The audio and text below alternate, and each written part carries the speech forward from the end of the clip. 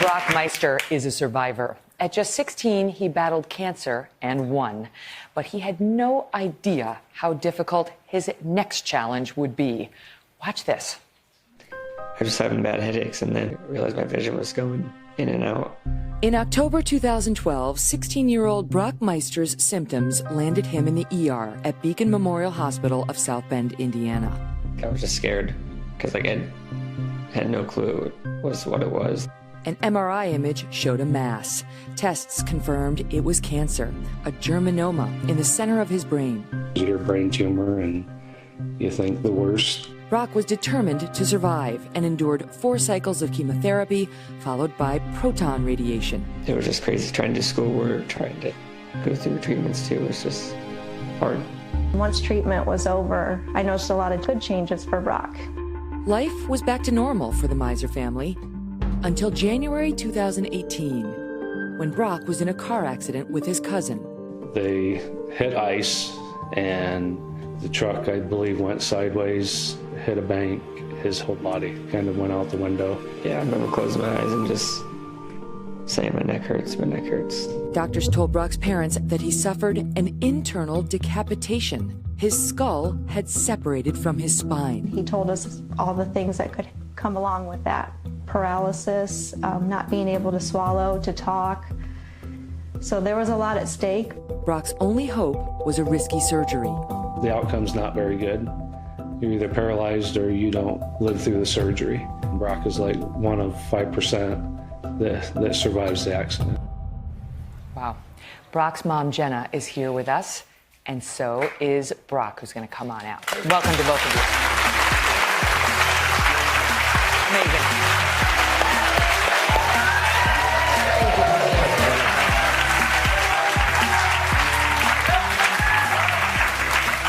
Welcome to both of you. Thank you. It's an incredible story. So when you have the accident, all you felt was my neck hurts? Yeah, hurt really bad. So you didn't know it was like a catastrophic injury? Yeah, no, I just thought I just sprained my neck or something. Mm-hmm. And who was with you? My cousin. So your cousin somehow has the presence of mind. How old is your cousin? 21. Has the presence of mind to not move you. I mean, like, he knew that could be catastrophic too. Yeah. So you wind up meeting him at the hospital. You get the call no parent wants to get, right, Jenna? We were actually able to arrive on scene. Oh, my goodness.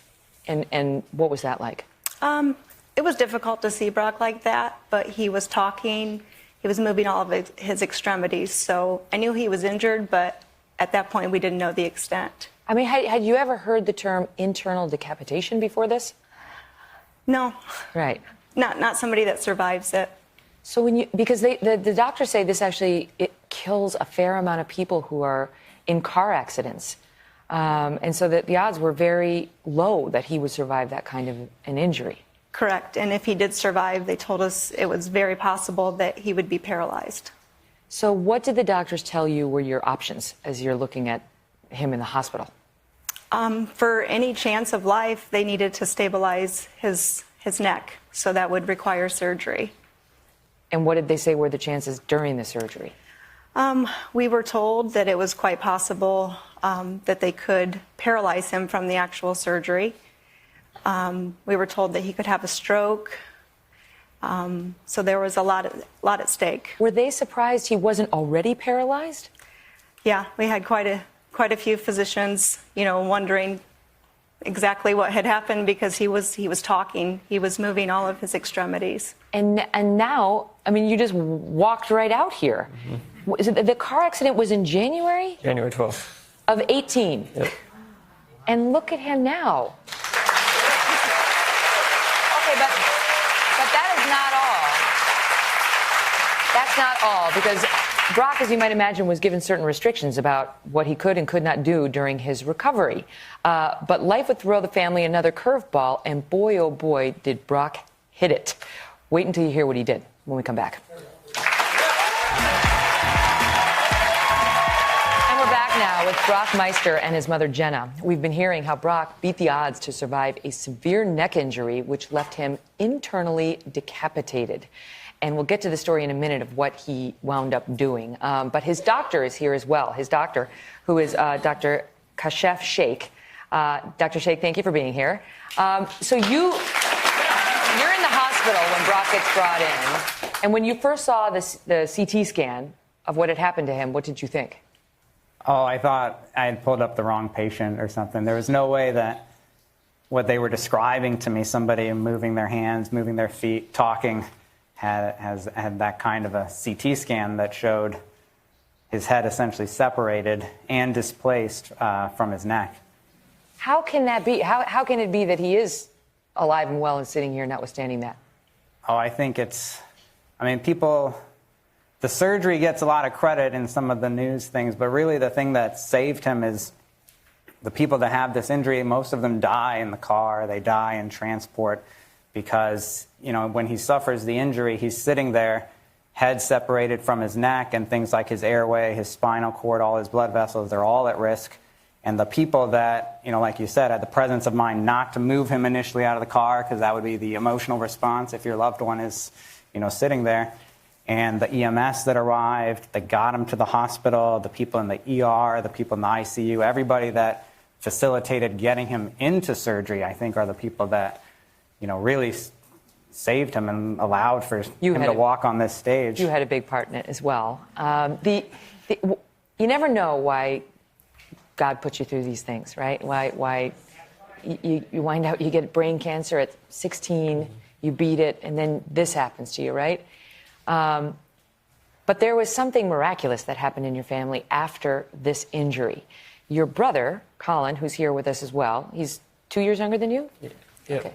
So he had an accident. Can you tell us what happened with his accident? This is just a couple months ago in July. Yeah, we were on the lake, or we're at my grandparents' house, getting ready to go on the boat, and my sister couldn't get the Sea-Doo started. So I was going to jump on. I was like, let me get on in. The jet ski. Yeah. Like, let me get on and try to start it. And brother's like, no, let me get on. He got on it, and one click, and boom. Big explosion and fireball in the air, and he flew 15 feet in the air. He flew 15 feet in the air. Yep. And what did you do? I jumped in and got him. He was right by the seawall there, and I put my hand out there and grabbed on. I have a lift restriction because of my neck, but at that time I didn't really care. I just got in and got him. What had the physical therapist said his limitations were, Jenna? He has a 50-pound weight restriction, but he's not any near that. He's not close to lifting that. So she's able to put a 2-pound weight in his arm, and it will drop. So just 2 pounds, he's unable to lift. And yet in that moment, I don't know, how much do you weigh, Colin? 145. 145 pounds. You lifted your brother right out of that water with all the jet fuel, all the jet ski fuel and so on. It's incredible. So now, I mean, what is your take? Are these is this a family that's lucky or unlucky? Right? It's like you've had your fair share of challenges. Yeah. A lot of people say we have some of the luckiest, unluckiest kids. So we kind of like that. We're very blessed in all of this. So I know that.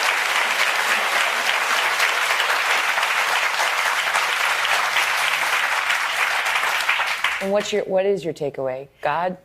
Yes, we have a lot of faith.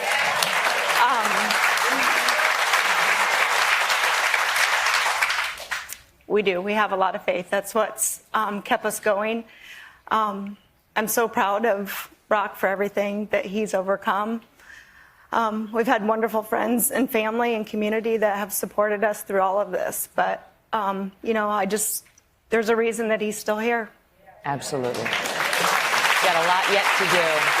So happy to see you doing so well. I know there's limited mobility, but other than that, you look amazing. And certainly seem like you're on your way to a full recovery. Thank you. Thank you, Brock. All the best. Thanks to your entire family. You too, Jenna. We'll be right back.